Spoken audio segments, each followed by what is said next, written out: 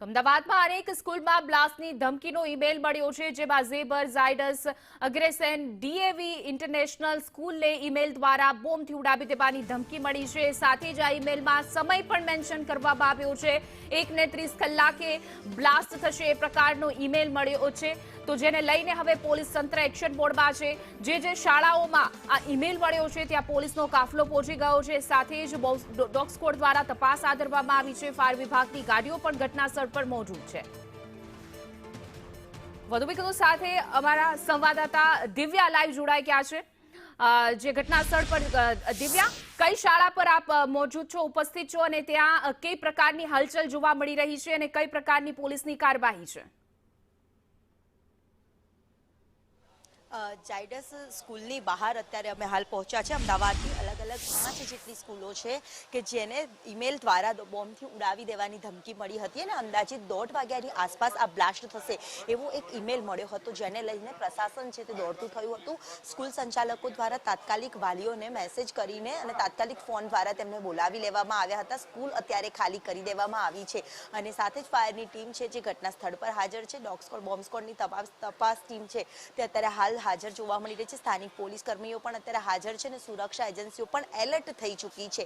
School બહારના જે આ દ્રશ્ય કે જ્યાં તપાસનો ધમધમાટ છે જે શરૂ કરવામાં આવ્યો છે. ફાયરની ટીમ છે જે 5થી પણ વધારે ટીમો છે જે વિવિધ સ્કૂલોમાં જે ધમકી મેલ મળ્યો હતો તેને લઈને હાલ જે તપાસ છે તે કરવામાં આવી રહી છે. કોઈ અનિચ્છનીય બનાવ ન બને તે બાબતને લઈને પણ તકેદારી રાખવામાં આવી રહી છે. મહત્વનું છે કે અત્યાર સુધીમાં વેજલપુર ખાતે આવેલી ઝાયડસ સ્કૂલ સહિતની અન્ય જે કેટલીક સ્કૂલો છે કે જેને બોમ્બથી ઉડાવી દેવાની અચાનક મેલ દ્વારા ધમકી મળી હતી. આજુબાજુના રહીશો છે તેમાં પણ એક ડરનો માહોલ હતો. લોકો ઘરની બહાર નીકળેલા છે તે નજરે પડી રહ્યા છે. લોકોમાં પણ એક ભયનો માહોલ છે તે જોવા મળી રહ્યો છે. જ્યારે વાલીઓને તાત્કાલિક ધોરણે અહીંયા બોલાવી લેવામાં આવ્યા હતા અને વિદ્યાર્થીઓને પણ સ્કૂલમાંથી સુરક્ષિત સ્થળે મોકલી દેવામાં આવ્યા હતા અને આખો જે સમગ્ર બાબતને લઈને જે તપાસ છે જે કરવામાં આવી હતી, સાથે જે સ્કૂલ જે અત્યારે હાલ ખાલી કરાવવામાં આવી રહી છે, વાલીઓ પણ પોતાના બાળકોને અહીંયાથી લઈને જતા છે તે નજરે પડી રહ્યા છે. સાથે જ અહીંયા અમદાવાદ સહિતની વસ્ત્રાપુરની નિર્માણ સ્કૂલને પણ આ પ્રકારે ઉડાવી દેવાની ધમકી મળી હતી. તો અડાલજની ડિવાઇન સ્કૂલને, એટલે કે કુલ ટોટલ 5 જેટલી જે તમામ સ્કૂલો આવેલી છે અમદાવાદ શહેરમાં, તેને તકેદારીના ભાગરૂપે તમામ વિદ્યાર્થીઓને ઘરે મોકલી દેવામાં આવ્યા છે અને લોકોના ટોળા જે છે જે આજુબાજુના જે રહીશોના જે વિસ્તારો છે ત્યાં પણ આ પ્રકારે ધમકીને લઈને એક ડરનો માહોલ છે તે લોકો વચ્ચે જોવા મળ્યો હતો. ફાયરની ટીમના અધિકારીઓ છે તે પણ અહીંયા સ્થળ પર જોવા મળી રહ્યા છે. લોકોમાં પણ એક ડરનો માહોલ હતો. વાલીઓને તાત્કાલિક ધોરણે બોલાવી લેવામાં આવ્યા હતા અને તેમને પોતાના પેરેન્ટ્સને, વિદ્યાર્થીઓને સોંપી દેવામાં આવ્યા છે. હાલ કોઈ શંકાસ્પદ વસ્તુ છે જે સ્કૂલમાંથી નથી મળી આવી, પરંતુ